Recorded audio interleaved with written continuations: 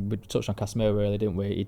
As far as I'm aware, he didn't do a post for Ten Hag's departure, but he did one for Ruud Van Nistelrooy's final game, right? And you could see he's been here for like 2 months. Yeah. He means so much to me. The best United manager I've ever worked under. Like, hang on. You've been here for 2 years under one guy and 2 months under the other. Hello and welcome to Stretford, Paddock. My name is Joe, that is Jay, and across the table is Laurie Whitwell from The Athletic. How are you doing, Laurie? I'm great. How are you guys doing? I'm all right, yeah. Very well, thank you. This is a brand new show to the channel coming every fortnight. We'll be getting Laurie on to look at the inside track of what is going on at Manchester United. And there's been a lot going on in recent weeks, hasn't there, Laurie? For the first show, it's a very good time to start this because United have got a new manager, there's new formations, there's rumours of new players, there's 5 new coaches. There literally couldn't be more change at Manchester United at the minute. Are we going to pack it into an hour? We'll pack it into an hour. We'll do all the best we can. We're going to pack every single thing that's happened in the last month at Manchester United into a single hour, and I personally can't wait. Let's just start with as up to date as possible. Ruben Amorim in training, first proper training sessions happening this week. Immediately it was clear that we're looking at, certainly early on, a 3-4-3 formation. This is one of the questions that's been asked a lot, and I want to sort of take a step back in a second and look at what the ownership have asked him to do and all that sort of thing. But first of all, what were your impressions of the way that he's got this team playing and the instructions he's given them and how the players are receiving those instructions? I think it was really interesting that they're already releasing training footage, right? I mean, it's condensed amount of time that they're showing. Clearly, he's only putting stuff out there that he wants to show, but it was apparent the system that he's going to play. It felt like, right? I mean, I was lucky enough to be in Braga for his final game and asked him afterwards, will you play the back three system? And his answer was basically, it felt like to me, yes. It was, I've got to go in with something that I know very, very well. And okay, the players might need to catch up with it. The players might not be absolutely ideal for the formation at this particular moment, but if we can work on them, maybe if we can augment the squad, that might bring it on. But certainly from his perspective, he felt like it seemed to me, without him saying explicitly, I'm going to be playing the system that's got me the success at Braga and at Sporting already to this point. And so, I thought it was really interesting that we got to see it firsthand with Luke Shaw as a centre-back and Anthony as a right wing-back. Ahmad and Mason Mount look like we're number 10s and Rashford up front. And it's actually quite a lot of players that he's got, even though it's an international week. And clearly that's not going to be the team against Ipswich. But it felt like actually he's got quite a few players to work with and start getting his ideas across.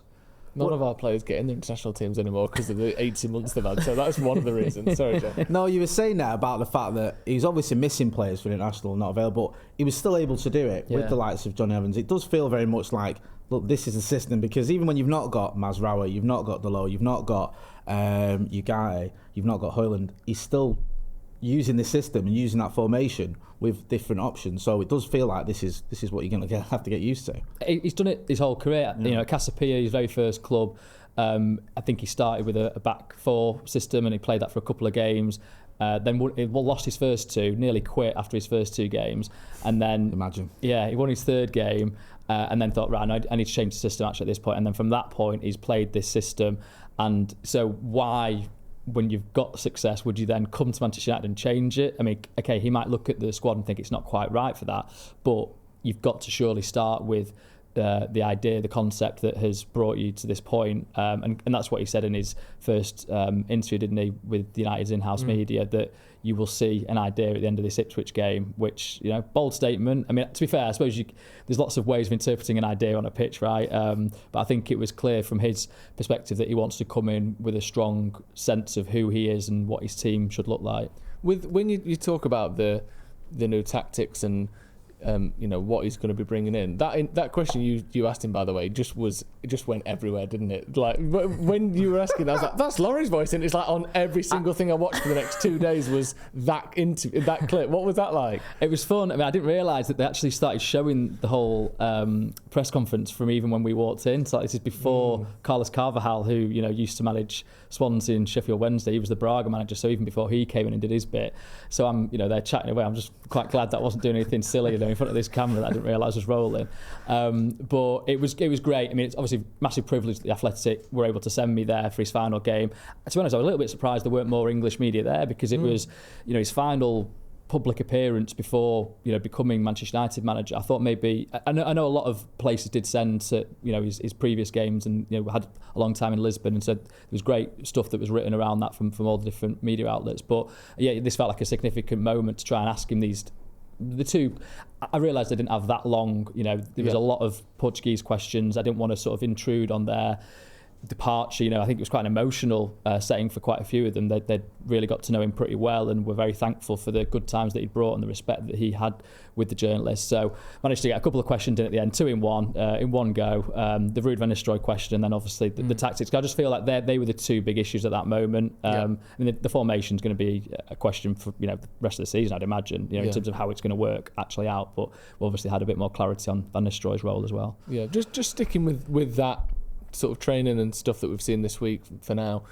What do you think the players are making of it? Because I mean, it happens anytime a manager gets sacked. There's all rumours that they didn't like the training sessions, and tactically this, and personality that. Like, no manager ever leaves and everyone goes, we can't explain it. So you're always going to hear the negatives. But does it feel as though the players are looking for a change, that this sort of 3-4-3 will be accepted? Or can you imagine in 18 months' time they're going, they never really liked the 3-4-3, they've not played it before, they'd never really agreed with it? How do you see the players sort of accepting this? There's definitely going to be that question, right? And results will dictate it. Whatever manager comes in and tries to instill his approach, there's always going to be people that disagree with it. He's too lax, he's too on top. I think Amorim, from what we can tell from his time at Sporting, the relationship that he's got with his players is very strong. In that game, they were 2-0 down against Berrada. They managed to come back, win it 4-2 ultimately with a couple of late goals. I think that's a key thing that he's had throughout his career actually at Sporting. Late winners, turning around matches, which is good to hear from a United perspective. But clearly they identify with him. He's 39, so you sort of think on the one hand, is he too young? Certainly it's going to be a huge job for him to do at Manchester United, different scale, but he's also got that closeness in age to them, so maybe he understands them a little bit better. He was a former player, not very long ago that he retired. But I do feel like from, we've seen social media posts, Casemiro, top training, on Twitter, on X, that's interesting. I know it's only social media, but there's a reason why these things are done.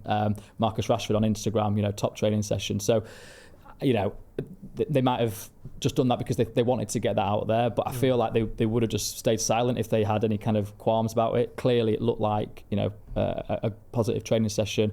There's going to be some wrinkles to iron out surely with different aspects that he wants them to do in those roles, even positionally, but also within, even if it's the same role, central midfield for Kobbie Mainoo, you saw him pull him to the side and kind of instruct him. I'm not sure exactly what he was saying, but it seemed to be in terms of how to get space in a particular moment. And also, I thought it was interesting that we saw them running back a lot. That was a big thing, wasn't it? With the whistle and making. And he was running with them at times as well to encourage him. Kicking the ball. I'm not sure what the ball, if they actually needed to get the ball, but that was being sort of kicked back, and that was something that somebody who knows football pretty well was sort of saying to me when he's watched Sporting play. It is high energy midfield, up and down, and Amorim often replaces his midfielders in matches, uses all his substitutes. So, I mean, that was a thing, right, that we sort of had criticism over Erik ten Hag for, that he was asking too much of the midfield. So I suppose it's just doing it in the right way, in the right moments, and not to an excessive degree where you're feeling like you're stretched. One of the issues we've got is that I'm getting carried away, excited, right? we all are. We are. You're allowed to, right? And I am. I'm watching that training footage, and I know it's a bit of PR and it's the best bits or whatever. But you're seeing him in press conference when you spoke to him, and he just comes across as so charismatic. And I have to sort of calm myself down and remember sort of temper expectations. We've been here before. I know it's obviously very, very early days. Does this feel a little bit different to you than Erik ten Hag? Because one of the sort of criticisms non-United fans especially will have of the ones of us getting giddy are, well, you've said this about ten Hag, you've been here before, he was the up-and-coming manager, he was the one that had just had success, you all loved him in his sort of press conferences, when the training ground footage. Does it feel a bit different to you? Or do you still have that sort of caution that we're being told to have? Oh, definitely there's always caution, right? Because the reality of managing Manchester United does bite quite quickly, I think, often. Yeah, safe to say. You know, I remember that first time Ralph Rangnick had his match against Crystal Palace, and it was the new 4-2-2. Remember the first 40 minutes of that was great, wasn't it? Exciting, pressing. Oof, what is this? And then that sort of dissolved. Fizzled out before half time. It was the half time, wasn't it? And so I guess you've always got that note of caution. The squad hasn't been built with him in mind, so, you know, ideally you'd have a group of players that, you know, like with Liverpool, when Arne Slot goes in, it feels like a tweak of the system. It feels like there's players there that he can, it fits in with what his sort of approach usually is. So yeah, with Amorim, the squad hasn't necessarily been built with him. Well, it hasn't been built with him in mind, but you know, I do think his, as you said, the personality, that's something I think that the people that were making the decision wanted to have from a guy at the front of the club who's, you know, shouldering the media, shouldering the communication from the club a lot of the time. Amorim seems to be quite comfortable in that. Like I said, in the press conference that I was at, he answered everything very fully. There was a moment when there was, I think someone was watching the Porto game because Benfica were playing Porto that same night, and as he was speaking, and he could hear the Porto anthem in his mind on someone's phone, and he had to sort of stop, and he was sort of laughing basically. He was like, oh, they've obviously scored, haven't they? And in the end it was Benfica 4-1, they won, but just quite a human touch it felt like to me. And like I say, with my questions, I'm an English guy, you don't know me from Adam, but he gave me 2 full answers basically, and were pretty honest answers in the sense of I got a sense that Van Nistelrooy was going to go, and I got a sense that he wanted to play this back 3 system. So I felt like that feels a little bit different from Erik ten Hag. I mean, I think Erik ten Hag was certainly more personable than what he portrayed in press conferences, but I feel like he felt like he had to be that disciplinarian, that authoritarian with the squad, you know, when he took over from Ralph Rangnick, that was in a bit of a state of disarray. Is that somewhere where INEOS have to step up now a little bit then? Yeah. Because this whole thing's been made of he's not the manager, he's the head coach. Yep.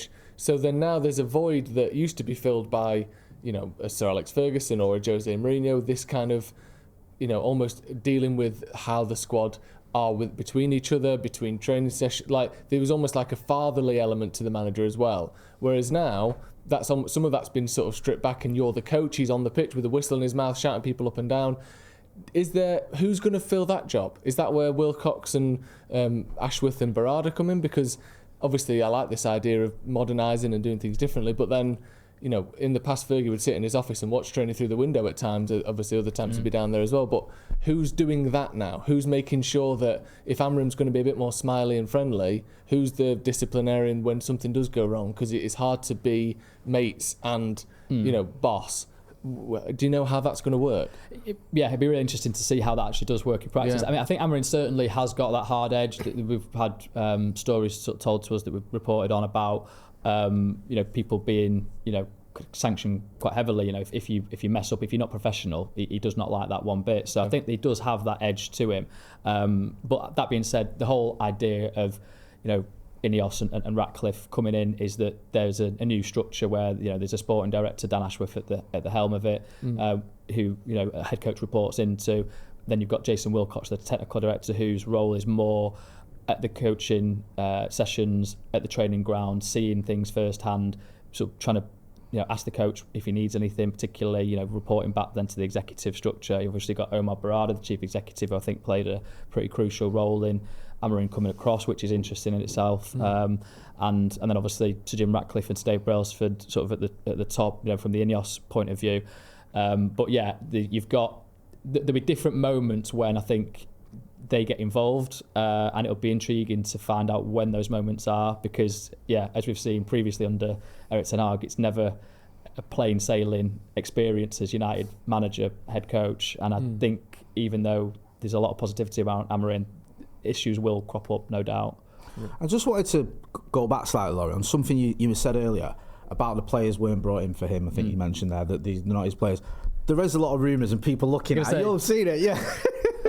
No, but people are saying like, oh, we're the likes of Manuel Ugarte or even maybe Nusayr Mazraoui. I know some of these players that obviously Ten Hag knew there was a connection to him, but others are looking at going, well, this feels like we're, you know, bringing in two centre-backs. I know we did lose centre-backs, but people are looking at it and going, it does feel almost like we knew this was happening, or INEOS knew this could happen and we're preparing for it. Have you got any inclination whether that's the case, or is that just rumours on the internet? Yeah, I can see why people would think that. Yeah. It's a question that I've asked. Whenever I've sort of tried to press on it, I've always been told absolutely not. There's no way that they were making these decisions with a potential change. I mean, it's 9 games into the Premier League season, right, that he got sacked. So then there's no way they're planning. It's cost them more money to get rid of him now. It would defy logic. They obviously were looking at Amorim as part of when they did the extensive search, shall we say, around the FA Cup final. Didn't progress to the final stages because at that point the cost of bringing him in, it was a little bit unclear, and it might be even more than what it was ultimately now. And then also, the back 3 system was a discussion. It was how would this actually fit with our squad? Would it map onto the Premier League? So, but I think things changed with Erik ten Hag having a very difficult start to this season, and Amorim having such a great start to his season. Winning every single game in the Portuguese top flight, having a really good start in the Champions League. I think those doubts were allayed basically. But the squad. I mean, Mazraoui, for example, he's a Ten Hag player. He was definitely pushing for him. There was other options that they were looking for, but he wanted Mazraoui. The centre-back situation, it's intriguing right now that you're like, okay, we've got an extra one.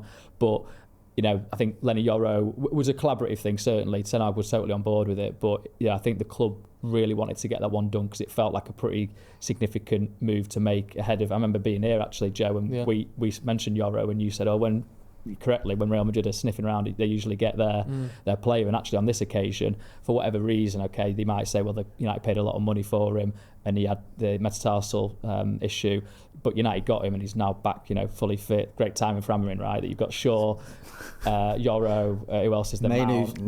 Malacia. So it's crazy that all of a sudden these players are available. But I would, and Ugarte even, they wanted a number 6 and he was the one that was available. Ten Hag, I think, was maybe not totally sold initially on that. Scott McTominay was the one that had to be sacrificed to get him in. So I think he was weighing it up all along. Like, do I really want to let go of McTominay? Different players, I know, but United have needed a number 6, since Ten Hag arrived, really. So, I would really be dismissive of any idea that they were buying players with Amorim coming in mind. With, obviously, maybe they weren't structuring the transfer sort of style on Amorim, but were they speaking to Amorim before Ten Hag left? Because he was announced 2 days after. Obviously, I know Amorim was mentioned in the summer, but it felt like other names were higher up the list at that point. Tuchel seemed to be more toward the front. Even Thomas Frank felt like there was a bit more rumours. Was that just because they've got more connections in England with Tuchel managing at Chelsea and obviously Frank being here now? Or was it the case that in the summer Amorim wasn't quite the guy, and when did that interest really sort of ramp up? Yeah, it's really fascinating to try and pin that one down. I think he was always in the back of their minds because of what he's done at Sporting and the fact that he's won 2 titles there against, maybe not against the odds in a way that is, incredible, but certainly Porto and Benfica are the 2 dominant forces there. Sporting hadn't won the title in 19 years, so I think you'd be foolish not to consider him as a potential Manchester United manager because you've got that credibility of winning a league title in your own country. And I think you have to be realistic about the situation. Erik ten Hag was sacked on the Monday after West Ham, and it was pretty obvious that Ruben Amorim was going to be the replacement that same day, really. And when Berrada went out to Lisbon to have the talks face-to-face over his release clause. So I think you can probably, put 2 and 2 together and figure out that conversations were happening beforehand about, okay, this guy, I think he's up for it, and we should act quickly now and do it. I just wanted to, I know if you're going to move on to this, but about the whole Ruud van Nistelrooy situation, how sort of quickly was that resolved? Because you mentioned you had asked him about it, and he was pretty, he gave you a pretty decent answer, considering at the time he was technically still sort of managing Sporting. From a fan point of view, there was a part of me that was like, I love Ruud van Nistelrooy, just keep him at the club. But from a practical point of view, you kind of got that it didn't feel like it could work because you've got a guy who's basically, come in, had a stint as interim manager or whatever, and then he's going to be staying around. And the previous manager's got sacked, and then it's like, is he going to take over if things go wrong? It didn't feel like it realistically could work. Was that pretty straightforward? You feel it was just like Amorim was like, look, this isn't going to happen, and Ruud was like, right, yeah. Yeah, I think so. I mean, I was actually interested though, he said to me, "Oh, I'll have talks with him." So I, to be honest, maybe I misinterpreted that as, okay, when you fly to England, you'll have face-to-face talks with him. But Van Nistelrooy left Carrington before Amorim arrived, so clearly those talks weren't face-to-face, and I guess probably they'd already happened, right? Or a decision had already been made, because I think Van Nistelrooy said that he had his son and father at Old Trafford, I think I'm right in saying, on the Sunday for his final game. So maybe he knew at that point that this was his final, goodbye. I think after the game, I think he shook a lot of people's hands in a way of, okay, this is my farewell. But there was a point at the start of his interim period where it felt like maybe they would try and find a role for him. There was a lot of love for him from, across the club, the way he's handled himself, and certainly with some of the players, you could say that for sure. And I think they were maybe thinking, is there a role for him? Ultimately, it's Amorim's decision. It wasn't going to be a club call, this one, and he, wants to move on from it. I think Van Nistelrooy, right, he would understand that, because if he's bringing 3 assistants in, are you really what are you actually going to be doing there? There's not really a role for you. No. Because they've obviously kept Darren Fletcher as a first team coach, and he's got that United heritage, that United link, very well thought of, again, from different people in the club. So you've got that kind of personality there to let people know about the history of the club. It's unfortunate, because I think Van Nistelrooy probably was absolutely thrilled to get the call to come back, and clearly had potentially other options as a number one.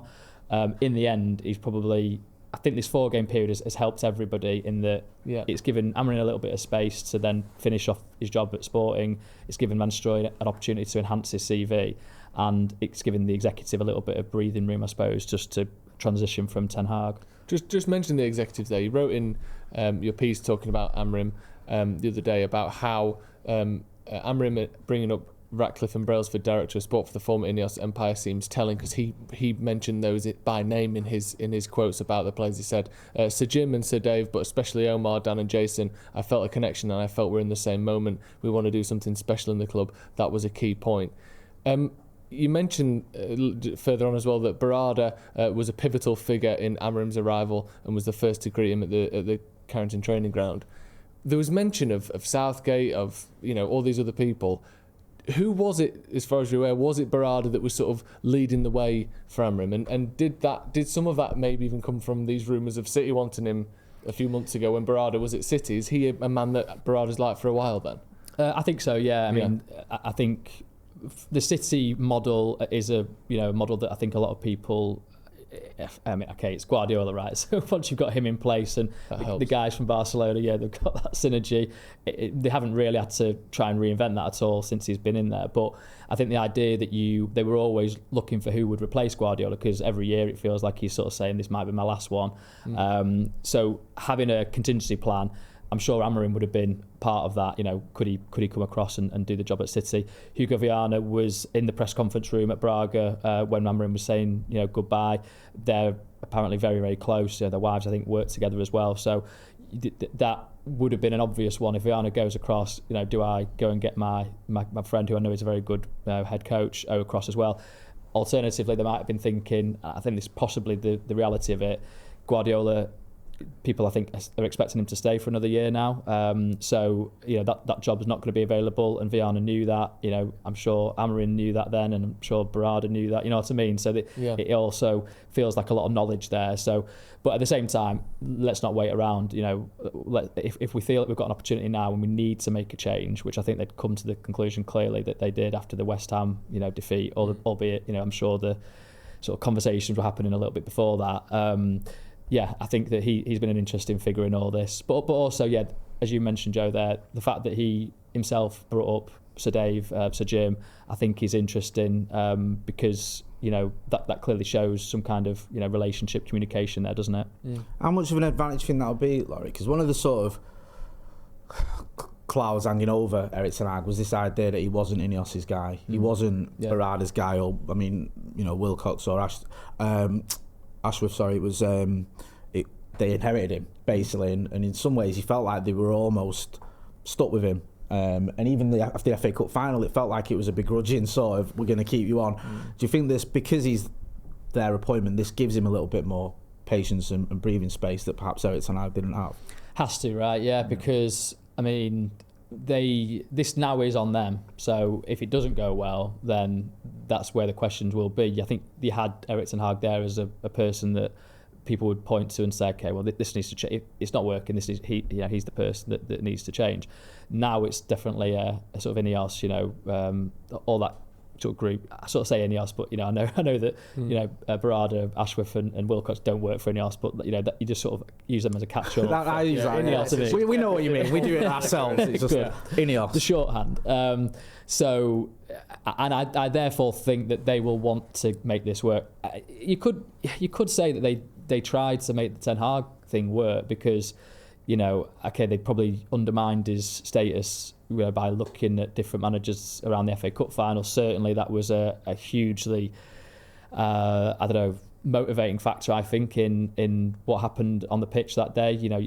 A huge confluence of factors where you've got, City enjoying themselves after the Premier League win, the talk of the buses potentially being wrapped in double sort of painting and the videos that were shown to the players before the game, inspiring them. So you've got lots of different aspects to it, but I think one of it was let's maybe do this in this final show of the defiance around Ten Hag's position.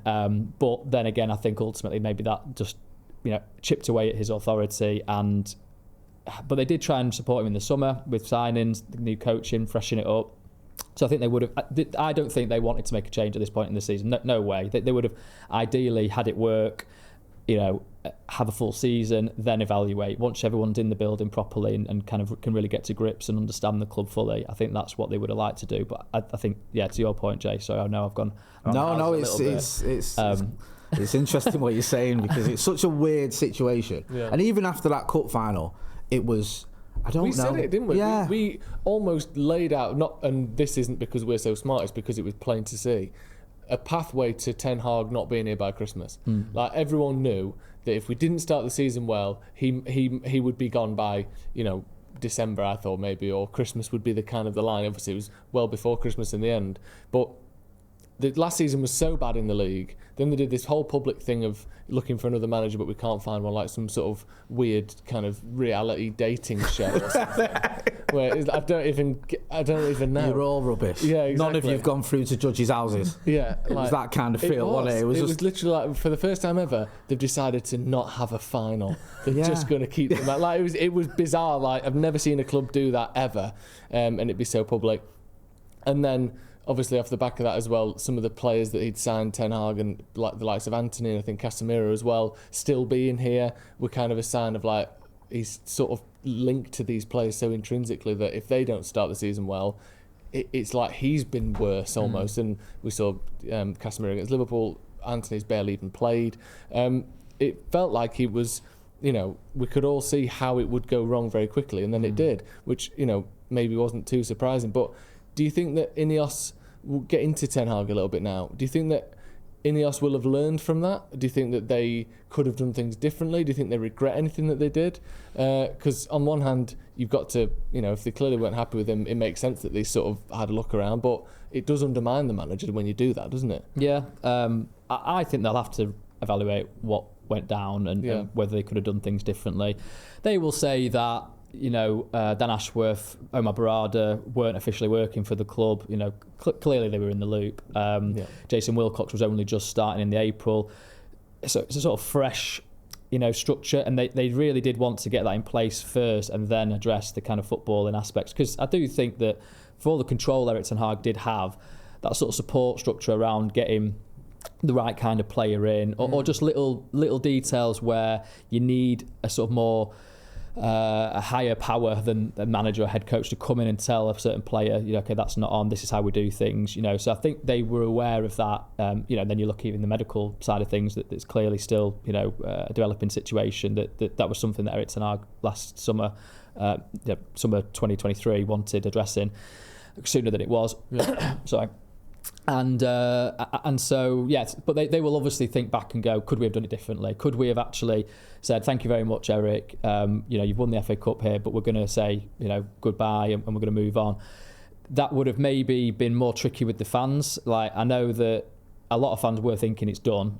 I think after the FA Cup final, there was a lot of people, overwhelmingly, I think, if you look at the sort of surveys, I know fans are fickle and it can change, on a dime, but I think a lot of people were supportive of him staying on and seeing if he could be a success with a new structure, with a new kind of coaching setup. And so I think there's an understandable human element there from the leadership team. But then again, it does feel awkward that you're kind of making this change at this point in the season, and I do think they'll be thinking, could we have done things differently? I almost feel, sorry, that even though it is kind of ridiculous we've ended up sacking a manager 9 games in or whatever it is, that... It is ridiculous. It is ridiculous. There's no, it does feel ridiculous. It is ridiculous. Yeah. That it kind of made sense, the fact that they stuck with him. I know now we're looking at it with hindsight and going, they should have got rid of him in the summer, and I get that because we've achieved nothing in the Premier League this season or in the Europa under him, or we beat Barnes or whatever in the Carabao, but what a win. Exactly, even it's by the by. But after that game, everyone was riding such a sort of high, everyone was so enthusiastic. The fact it hadn't just been a win over City, which in itself, in the cup final, stop them winning the double is great, but he got his tactics right. It looked like he'd smashed it. He could get a tune out of the players as well. And I remember saying, well, look what you can do when everyone is fit. When you've got Martinez and Varane as your centre-back pairing, when you've got some of the players that weren't always available are playing, I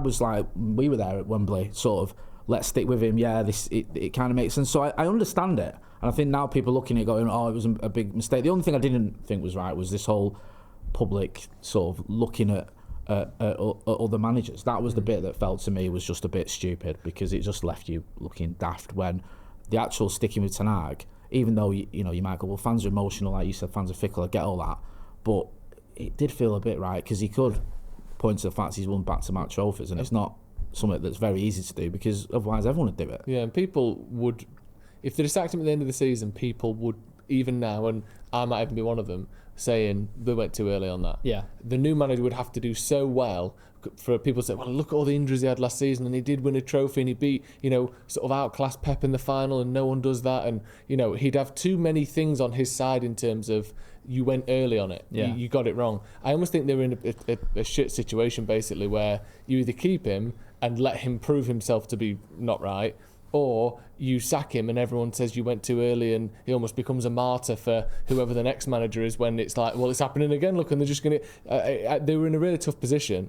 But I just think eventually it got to that point. You say in one of your articles that one high-ranking person at United described the loss to his Dutch countryman Arne Slot's team as grim with a capital G. Was that the moment, do you think, where INEOS went, this is done now? When do you think they decided we need to move on from Erik ten Hag? Yeah, I think the Liverpool one was a big one, right? Didn't Berrada do the interview in the morning? Yeah, this is only the third game of the season, wasn't it? They did the interview the day before, and it came out the day after, or something. It was at the game before. Right, I thought so. Yeah, I thought it was the morning of the game or whatever. Yeah, and that's been, it's him and Dan Ashworth, and that's been maybe an interesting point of discussion internally. Was it the right thing to do? I would always back a club having communication from the executives as well. This is a football hierarchy that we're told are going to be more involved and are going to have the expertise to make calls. So I want them to be speaking to media. Obviously I would say that I'm maybe biased, but I do think it's important for fans to hear from them as well, and trying to explain fully rather than through a statement on the club website, and this is why I think they also should be, around the Amorim unveiling as well. I think there should be some, communication there. So I think they were, I guess, unlucky with the timing of it, that then it goes into a defeat at Liverpool, and then the quotes were always going to be coming out after the game. But it was also after a transfer window that I think they felt had gone pretty well, so they wanted to sort of talk about that, and there was then maybe not an opportunity in the international break to then speak at that point. But yeah, I think it's the Liverpool game was a bad one. Yeah. The Tottenham one was probably the one where I think they thought, right, coming back now. It was never. That was our breaking point. No, but so I don't think it was no coming back at that point, because I think the only point when it was no coming back was West Ham. Right. That was that. I mean, you might think that's a ridiculous thing to say when I've been saying that they also were having conversations around potential Amorim appointment. But until you actually press the button on that, I think if they'd beaten West Ham, Ten Hag would still be manager, certainly after that game. Yeah. And like, obviously we'll see, I don't know what would happen in the 4 games after that. But so But I think, the Tottenham one was one where they thought, right, and then obviously they had the executive committee meeting, didn't they, in London the day after the Villa game, where I think that was the point at which they sort of discussed contingencies, and I think that's when Amorim sort of there was an excitement maybe around potentially bringing him in.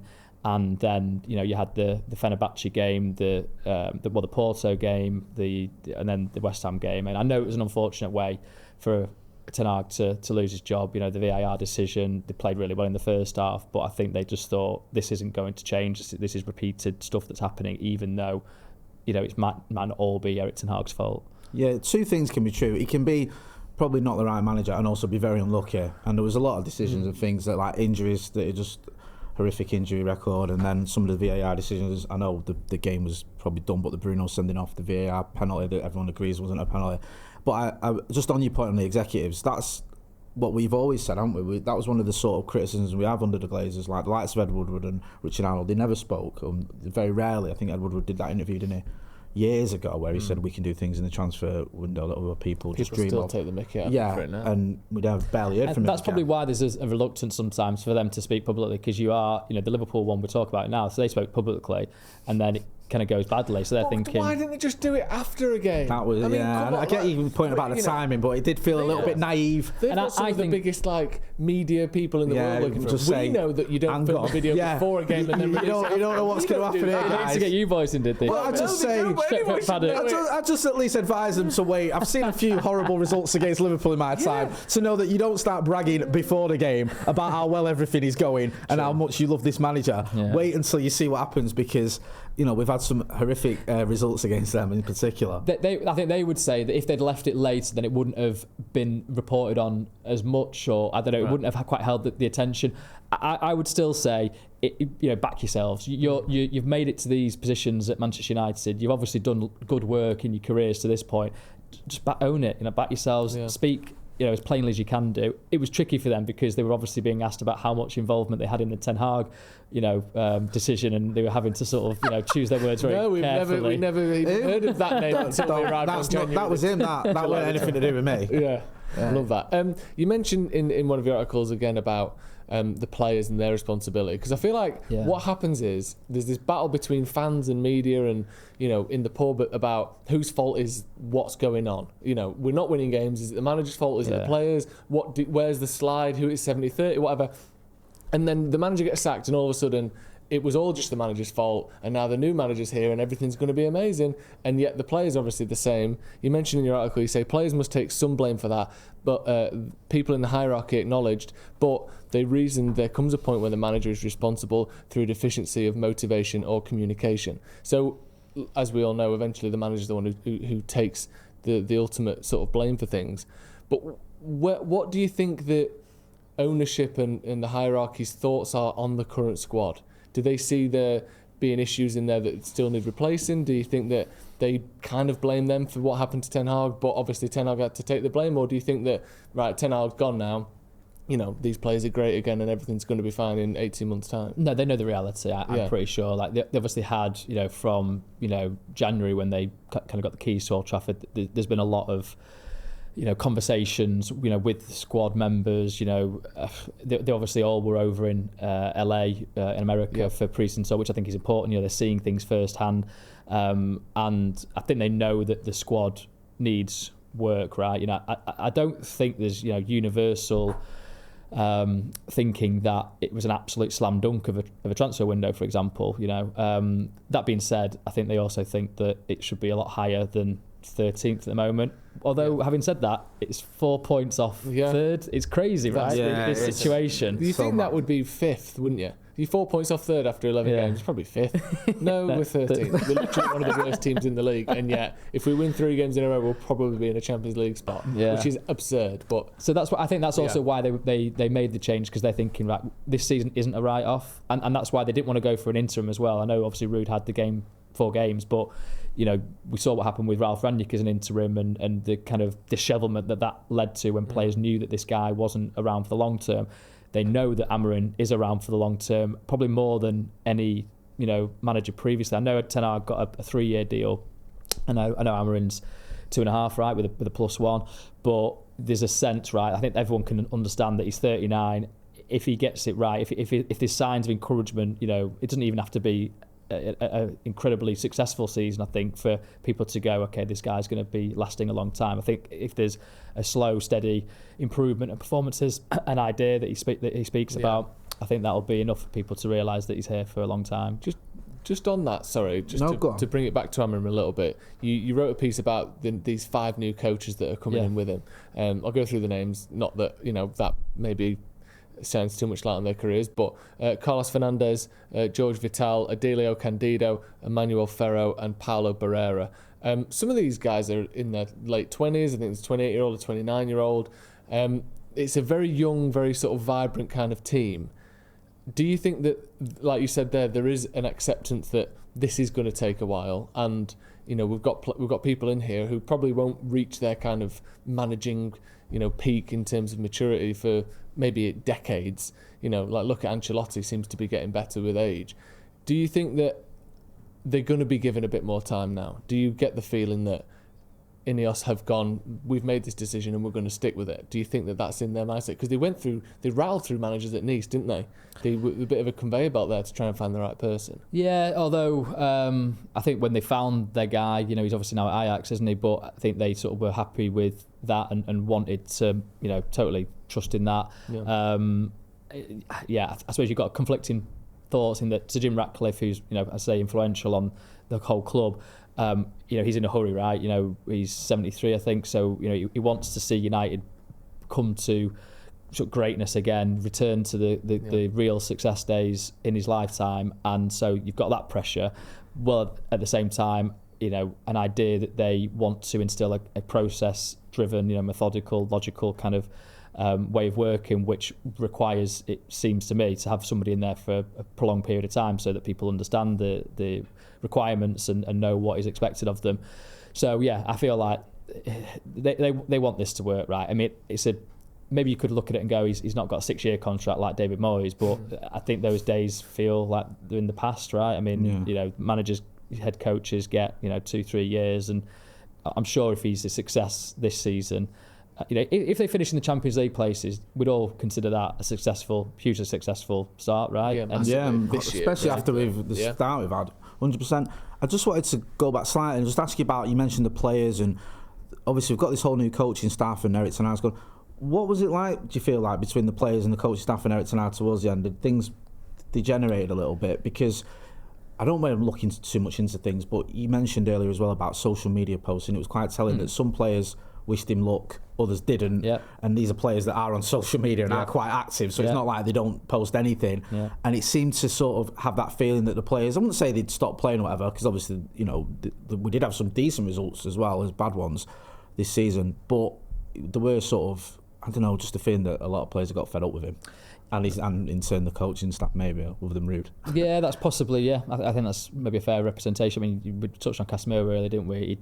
As far as I'm aware, he didn't do a post for Ten Hag's departure, but he did one for Ruud Van Nistelrooy's final game, right? And you could see... He's been here for like 2 months. Yes. He means so much to me. The best United manager I've ever worked under. Like, hang on.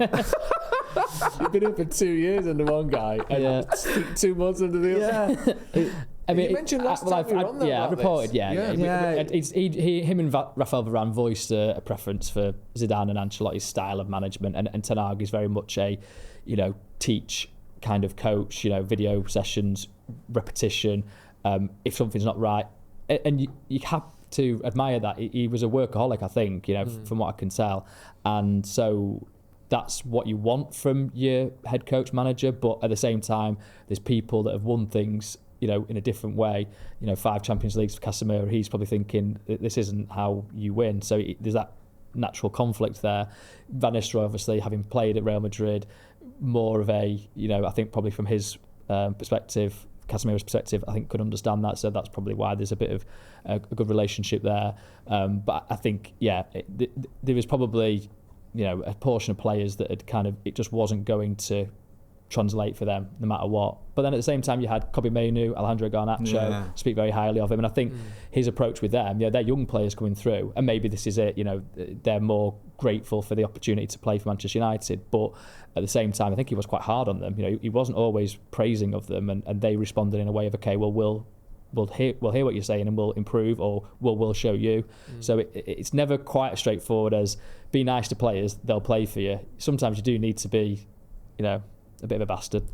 I think with the whole Casemiro thing as well, once you take him off against Liverpool at half-time for 20-year-old Toby Collier, I know I didn't think he made him skip it, didn't he, for the Barnsley game or whatever it was. He tried to make it up to him, but... And he said, hadn't he, last season, when he put Eriksen on, he wanted more football, which I think went down badly, and it might have been a mispronunciation from him, in terms of the translation, but whatever the real result was, I think a little bit of a frosty reaction. Tough, innit? I do think that, I think it was Rangnick who said he likes having players who are on their first or second contract, because they're still proving themselves and sort of want to show the world how good they are. I wonder do you think there'll be an element of pushback from, I'm using Casemiro as an example because we've just spoken about him, but someone who hasn't done things the Amorim way, hasn't really played in the three at the back before, isn't of that school of here's the real detailed tactical kind of minutiae that Amorim's into. Do you think we could see a repeat of the problems we've seen under Ten Hag, or do you expect somehow that to be different? Time will tell. I mean, if Amorim is just more of a personable character and kind of is able to explain his thoughts in a different way than Ten Hag was, and get through to Casemiro in that way, and have that mutual respect, I'm sure it'll be fine. Casemiro's won a lot of things. I'm sure he's extremely intelligent on the pitch and understanding of the nuances that you need. I mean, he's the one, right, that he had a go at Garnacho. Which game was it? Chelsea game where he gave the ball away and then didn't track back. So he knows that you need a bit of spike in your performances, in your feedback. But I feel like it just all depends on how they are with the players, and as you say about the ages, 29, 28-year-olds as two assistant coaches, that'll be interesting, and how have their experiences at Braga, at Sporting, equipped them for then handling the personalities, the egos that you're going to get at Manchester United, the scrutiny, the thousands of people, Old Trafford, having an opinion on your performances, and people like us that are then also debating it. It's just a different world, I think, than what Sporting. It definitely has a lot of focus. There's three sports papers in Portugal. I think one kind of more leaning towards Sporting Lisbon's performances, but I don't know. The global attention just doesn't feel like it's there. So that's going to be an interesting thing for them to handle. Yeah, massive. And just finally, in terms of Amorim bringing his style, and he spoke about principles and identity and character. Do you think that he is, firstly, the right person to do that? Like, is he? Do you think, from just your analysis of him, you've seen him in person, you've seen how the Sporting fans sort of were so enamoured with him? Do you think he's the right person? And was he INEOS's first choice? Would they have preferred Tuchel, but they couldn't make it work? Do you think that we're seeing INEOS's wills and wants in action, sort of as they would have picked it? Yeah, I think on your point with the fans, I thought that was a really interesting aspect of being in Braga. So I went and spoke to them before the game, the Sporting fans. It was great scenes. Like, they had massive flags, setting off green flares, drinking the Super Bock before the game. It was great stuff. They were all lovely, like willing to chat and speaking English. I'm like in Portugal, and obviously I can't speak Portuguese, and I'm always, sort of so in admiration of people that can speak multiple languages, but I thought they might be a little bit bristling in the fact that he'd left them at this point in the season, but they were like, we're over that. Like, maybe initially there was, but we understand he's what the opportunity is. He had to go now. He's been brilliant for us. We love him, and they were singing a song that he'd asked them to sing about being champions this season at the game when they started to bring it around. They were singing the whole way through, so that's really interesting. And so your second point, Joe, is he their first choice? He said, didn't he? I'm proud to be first choice, and I think he meant it in their first choice, but also the first choice by them in their process of owning the club. I think there was that element to it. But that being said, you mentioned Tuchel. Yeah, he obviously got really close in the summer, and ultimately, was it United that didn't present the appropriate financial package to him? Was it him, feeling burnt out, or other reasons? And there's a little bit more to come out maybe on that front, but. I think he was always it didn't fit with what they'd been saying to people about what they wanted from a head coach. It felt like maybe he would be the kind of stopgap to get them to back in the Champions League and just a more, I don't know, harmonious setting, ironically, because obviously he does have certain issues with managing up sometimes.